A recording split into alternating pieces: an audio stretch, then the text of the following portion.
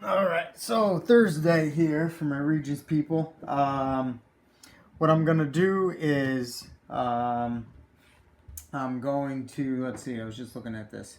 I'm actually gonna go over the bookwork and solutions worksheet, but I'm gonna post this later because you.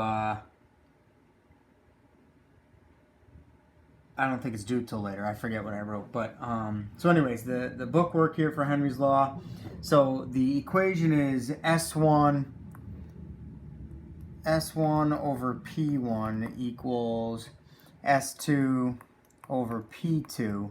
And again, this is not a Regents thing, but it's just showing the relationship, right? If solubility goes up, that's because the pressure goes up, right? So, and if solubility goes down, because the pressure goes down. That was Henry's law from what we talked about yesterday, what I did yesterday. So, number 36, it said if 0.55 grams dissolve in 1 liter at 20 kPa, so 0.55 grams per liter over 20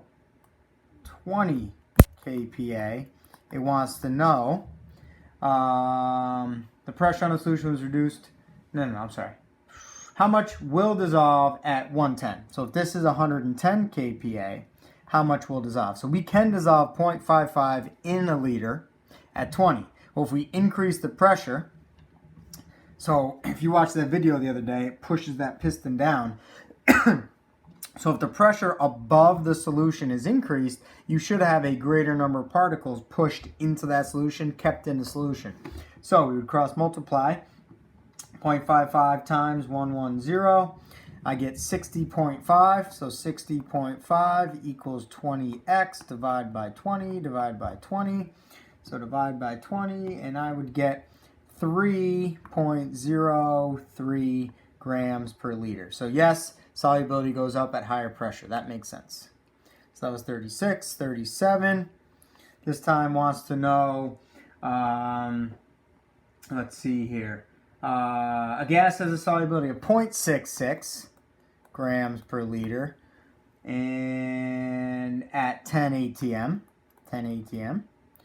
equals, all right, what is the pressure if you have 1.5 grams in 1 liter? So 1.5 grams per liter. So now we're solving for pressure. So if we know the solubility went up, the pressure probably went up. So 1.5 times 10 is 15 equals 0.66x divided by 0.66 divided by 0.66. 15 divided by 0.66, and I get 22.73. Oh, 22.73 atm. So yes, the pressure went up, which makes sense because solubility went up. All right, so that was the book work.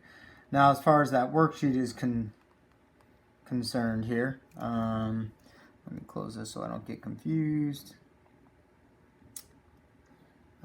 Let's see.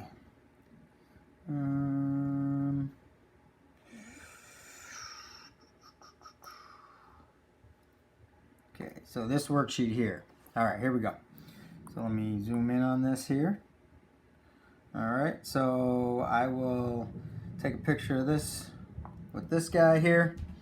All right, and we'll use, I don't know, let's use the orange here today. All right, which of the following compounds are polar?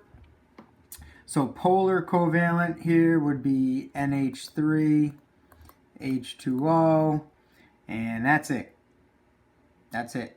Asymmetrical distribution of charge, big difference in electronegativity. Nonpolar would be CCl4, Br2. Now it says compound, so I technically Br2 and I2, they are nonpolar, but they're not compound. So if you didn't put them, I understand, but I'm going to review it anyway. These two are nonpolar, that's nonpolar, and that's it. All right, if you're remembering or memorizing the even odd numbers, and you said, oh, polar is odd, ends in a 3, that's odd. So does KNO3, so you write that. That's ionic, metal, nonmetal. That's not covalent. These have to be covalent first before they become polar or nonpolar. So if some of you did that, that's what I meant a few weeks ago, a month ago, whenever it was. If you memorize that little trick, it doesn't really work, right? Unless you really understand what's going on. Nonpolar, even numbers it ends in, right? So if you put CaCl2 because it ends in a 2, wrong again because it's ionic. Metal, nonmetal. It's got to be covalent if it's going to be nonpolar. All right. So who's ionic? CaCl2, KNO3, and NaCl. Metal, nonmetal, metal, nonmetal, metal, nonmetal. Okay. Miscible, meaning it will dissolve. They will mix. They will make a solution. All right. That would be NH3 with H2O.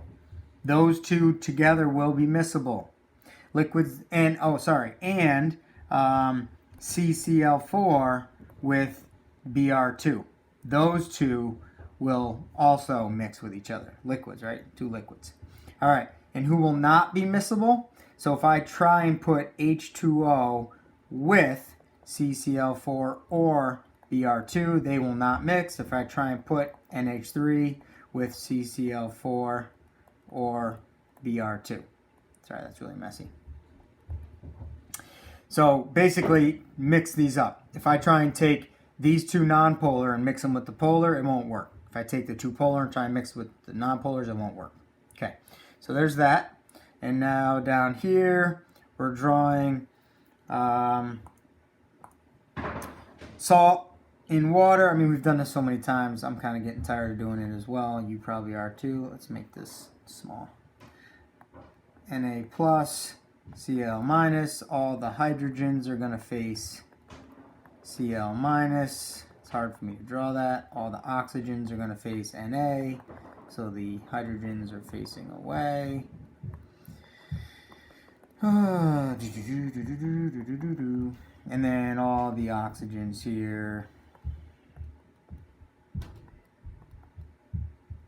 What did I do?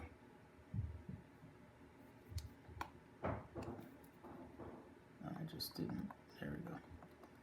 All right. So all the oxygens are going to face sodium ions and all the hydrogens, and we've gone over that so many times. So I'm done with that. Okay. Let me make that a little bit bigger for future reference here. All right. So that was the homework problems. All right. I'm going to kill that video, and I'm going to teach you something brief and new here, and then give you some book work due tomorrow. All right.